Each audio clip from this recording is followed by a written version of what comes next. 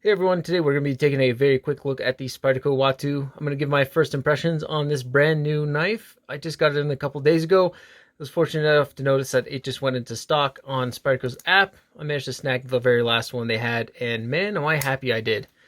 It's a pretty cool little knife. If you've been around Spyderco for a while, you probably recognize all the lines on this one, and that is because it is the little brother to the Spyderco Chokwe. This thing was originally released in 2009. I've had this guy for about 5 or so years, but pretty awesome knife. It's really a fun slicer. It's super thin behind the edge. It's really great for breaking down cardboard, but just a little bit awkward to carry because it's a little bit bigger than I expected. I'm super happy that they sized it down just a little bit here. You can see they shaved off just an extra little bit, but it really makes the biggest difference. They also did turn it into a compression lock with a sandwich style construction here. Instead of going for the titanium frame lock, cuts down on price a little bit and on weight, and it makes this thing a very nice little EDC blade. One thing they did choose to size down on is the blade stock. It comes in at 0.1 inches. It is super slim, just a little bit thicker by 0.1 inches than this TRM Neutron.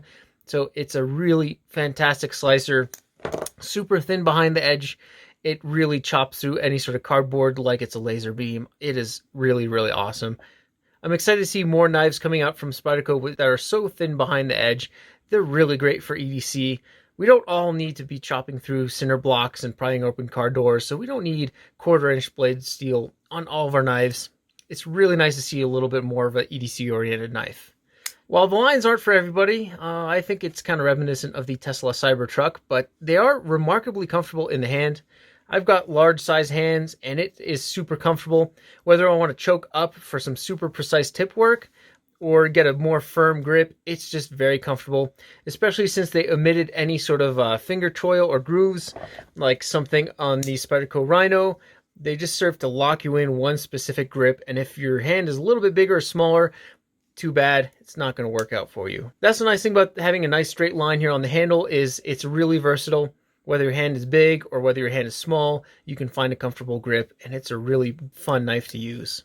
Initially, I was a little bit worried about this corner being a little bit of a hot spot in the hand, but with a normal grip here, you can see it falls right on the edge of my palm, doesn't create any extra hot spots. If I want a little bit more firm of a grip in the hand, or maybe if you have bigger hands than I do, you can tuck that corner right in that crease, and it's really not that bad at all. Doesn't create any super bad hot spots there. You do have a little bit of action from the edges of the clip there, but it's not the end of the world. It's definitely usable. Another thing I was a little bit worried about seeing this thing online without having it in hand was how well the compression lock would work with such a thin and lightweight blade. If it's anything like my Spyderco Rhino, I really love this knife, but the action on this thing is not that great. You can see that it just does not flick down. I have to really give it a good flick for it to get it closed. I don't know if it's this particular copy or if it's just this design in general, but it's just not fantastic to open and close.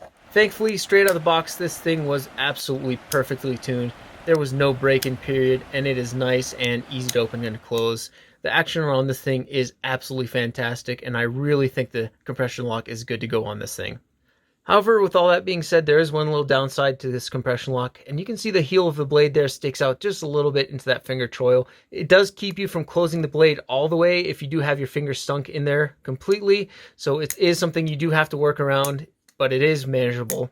Another thing is that if you do want to open and close it by just pinching that compression lock, it makes it so you have to really get the tip of your finger in there. It's not the most comfortable thing ever, as the corner on this blade is a little bit painful, but you can do it. It's just not the primary way that I open and close this knife.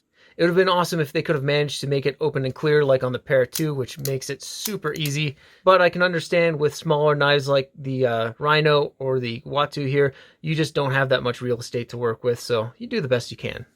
Otherwise, with that little bump in the road, this compression lock is good to go. Out of the box, this has probably been one of the best Spydercos. I mean, it is absolutely fantastic. Moving on and looking at the clip here, you can see it's Spyderco's standard deep pocket carry clip. Really fantastic clip, works really well. Good thing is that they also mill this out on the left-hand side, so for all you lefties out there, you can carry it no problem at all. I am also happy that they did not opt to go for the standard Spyderco spoon clip. You can see here with about how they sit in the pocket, there's just a lot sticking out on the old Shockway, which made it a little bit awkward, especially when you're reaching in your pocket. This corner kind of got in the way. Really not that big of a deal with this Shockway. It carries very, very nicely, and it just disappears in the pocket very handily. So moving on to a little size comparison here, you can see compared with the TRM Neutron, it is pretty much spot on for overall size, just a little bit bigger lengthwise next to the TRM Atom, and then Spyderco Lightweight Chaparral, which I think is its closest competitor, at least in Spyderco's lineup. And then, of course, we've got the Spyderco Paramilitary 2. It does occupy that really ideal 3 to 3.5 inch range for EDC, at least for me. That's what I find myself carrying a lot. Comparing it to the TRM Neutron here, you can see that blade stock is just a little bit thicker by 0.01 inches.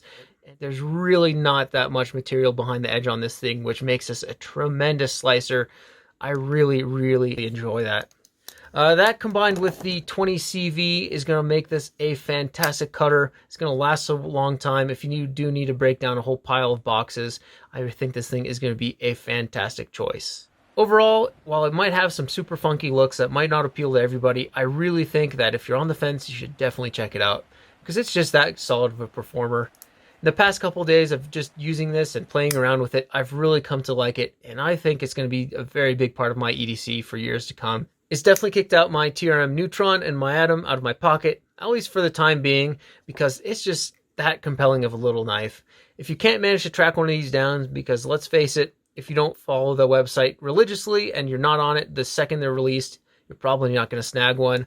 I think this is going to be a fantastic alternative, especially if you're looking for one of those super thin and slicey EDC blades. Thank you guys so much for stopping by and for watching. I'd definitely be interested to see what everybody else thinks of this knife down below in the comments.